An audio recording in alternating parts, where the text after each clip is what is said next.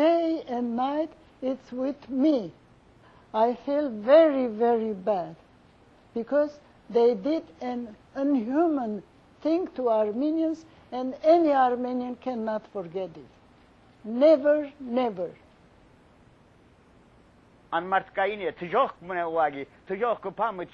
In the Bible it is written about hell. That's wrong.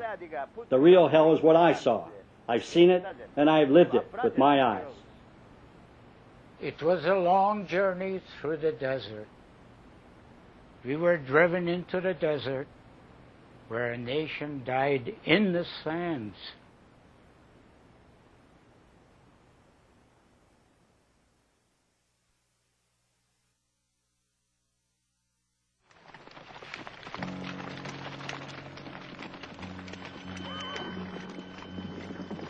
In 1914, the world at war. A conflict never before witnessed by mankind. War waged with modern technology, railroad, telegraph, and poison gas.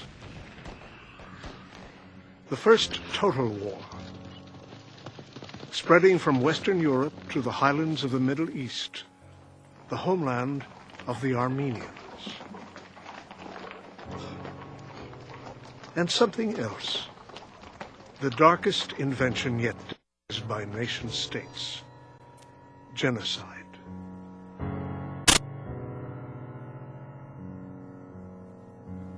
This was the systematic annihilation of a whole people, the Armenians. How did it happen? Who was involved?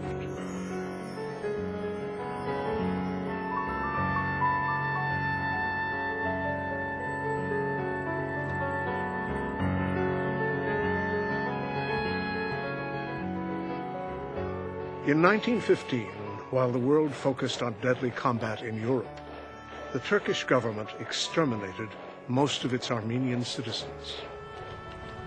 A little-known fact is the role Germany played in this planned genocide of the Armenians. How complicit were the Germans? What was Germany's part in the cover-up of this terrible crime? The road to world war began in the 19th century with the consolidation of Germany into a nation-state under Chancellor Otto von Bismarck. Through industrial might, Kaiser Wilhelm II would turn Germany into a major world power.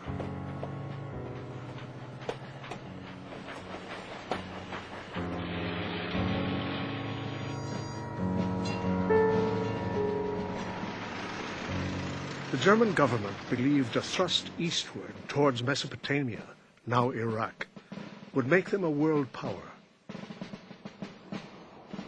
By cutting Britain off from her empire in India, Germany would acquire the natural resources of the Middle East.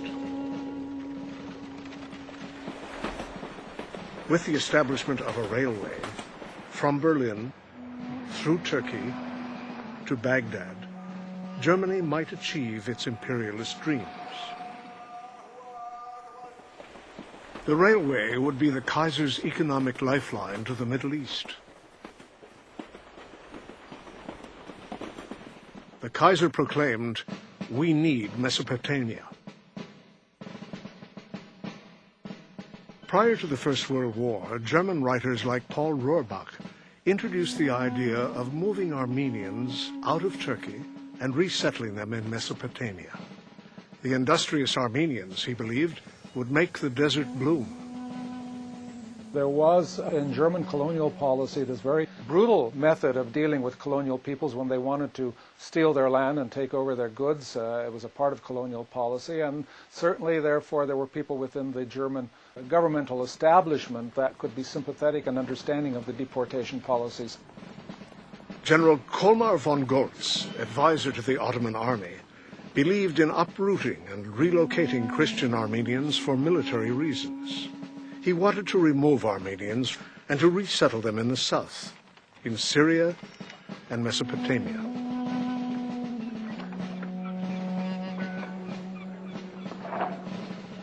Were the Turks influenced by German views on population relocation as they watched steel rails slice through Armenian regions? What we do know is that these same rails in the hands of the Turks became a tool for massacre and extermination.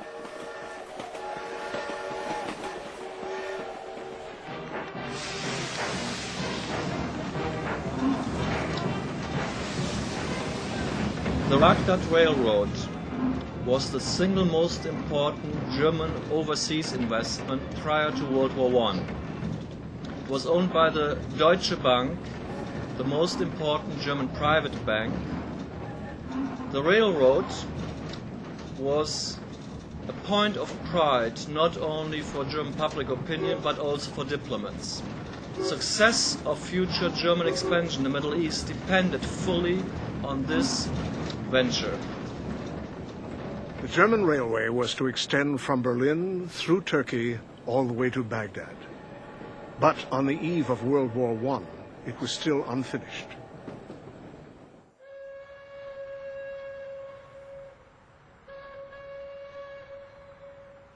The Turks, like the Germans, also had imperialist designs. Their leaders, Talat and Enver, wanted to create a Turkish nation by destroying ethnic minorities. Their hope?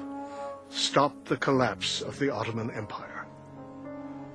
Their dream? Bolster Turkish power by expansion to the east, through the Armenian highlands, to unite with the Turkic peoples of Central Asia.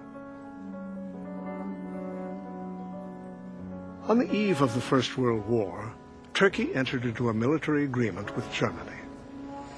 The main provision of the treaty, a German chief of staff in every Turkish army command to approve all troop movements and strategic decisions by the Turks.